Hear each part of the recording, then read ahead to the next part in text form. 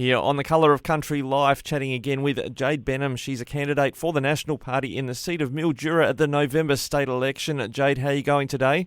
Oh, splendid. Never been better, Ricky. You? Good, thank you, and hope you're surviving school holidays as well. It's always a challenge. It's only day 2, so we'll see how it goes from here. We might have to send a care package. Hey, listen, a care package for the voters of Mildura and indeed, the broader region of the northwest of Victoria might be needed with the Murray Basin Rail. It's been kicking around for, it's getting close to a decade now, this situation. It is, and the last time it was promised by the Andrews government was August 17th, 2015, so it has been kicking around. Thus far, it's nowhere near complete.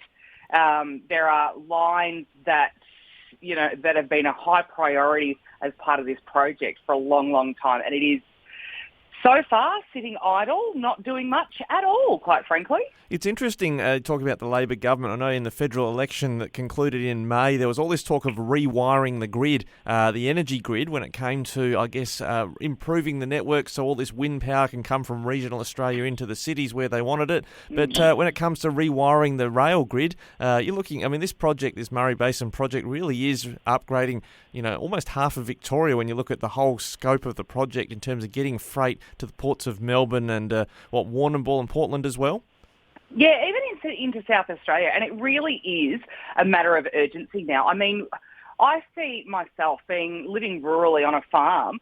The size of the trucks are just getting bigger and bigger and bigger, and that's because this region punches well above its weight in terms of agricultural output. This is a multi-billion-dollar industry for our region, and to have that being transported on the roads that are disintegrating before our very eyes is not only bad for the environment and bad for carbon emissions, it's unsafe for our families and country families. So getting it onto rail is by far, should be, of the utmost importance for any government, regardless of colour, whoever's in government. This should have been a priority almost 10 years ago, like you said, because now we're at a point where this season for dryland farmers, with all the rain that we've had, looks like being the best crop they've had in probably nearly 100 years, at least for 20-odd years. And all of that is going to have to be carted by truck. The almond industry, the nut industry, the table grape industry, citrus, olives, everything, all of that. And the major industry players are all saying, absolutely, we would use rail. We want to use rail. But at the moment, it's just not feasible because of the time it takes to get it to port, to be able to get it to Geelong, Warrnambool and to the Port of Melbourne. That having to go around Ballarat is just not feasible. So the Murray Basin Rail project needs to be, it's actually really simple. I know it comes across as being very convoluted, but it's really simple. Complete the Murray Basin Rail project in full, in its original scope.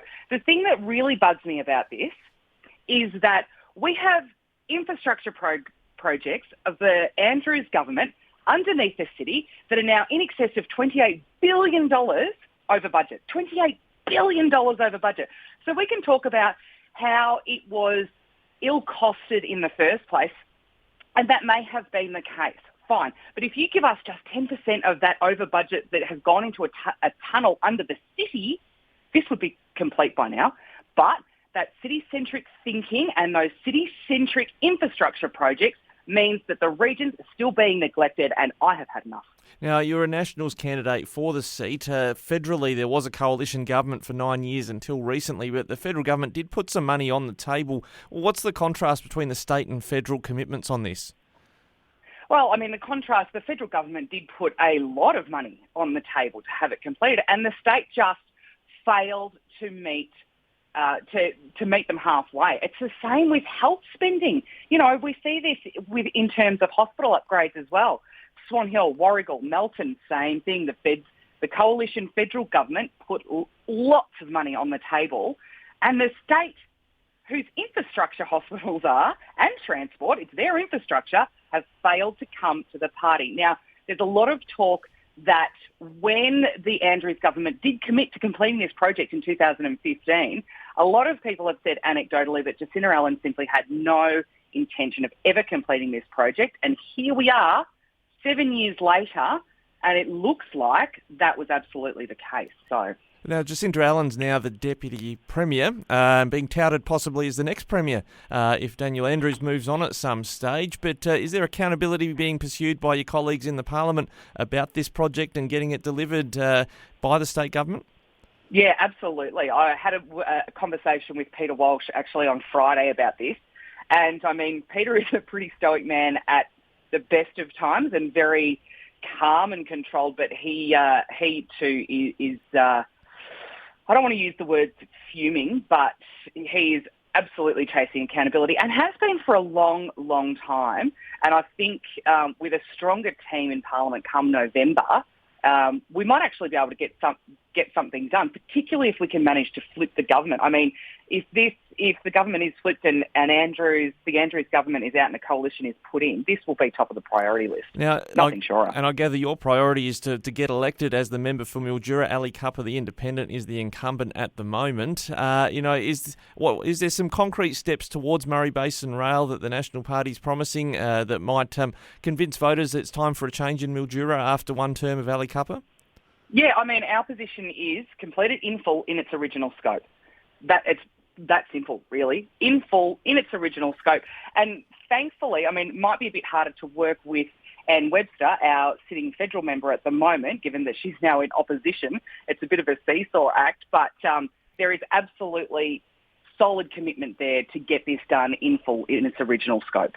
Yeah, I guess the thing with the federal arena is that it's quite possible that the Albanese government didn't win convincingly when you look at the two-party preferred outcome. There is a possibility the coalition could come back after one or maybe two terms.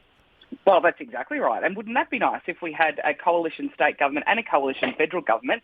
Then we'd see things really start to move along, particularly in the regions, which is what we need. And I just note, Catherine King is the member for Ballarat, which is one of those sort of choke points on this network, if you like. What would you be seeing from the federal government under Catherine King as Transport and Infrastructure Minister? It's actually a really good advantage having Catherine King in Ballarat. I know she's got COVID at the moment, the poor thing, so I hope she's doing well. But having a federal minister living in regional Victoria, I know some people don't really consider Ballarat being regional. Some consider it to be a suburb of Melbourne. But regardless, it's been part of the region for a long, long time.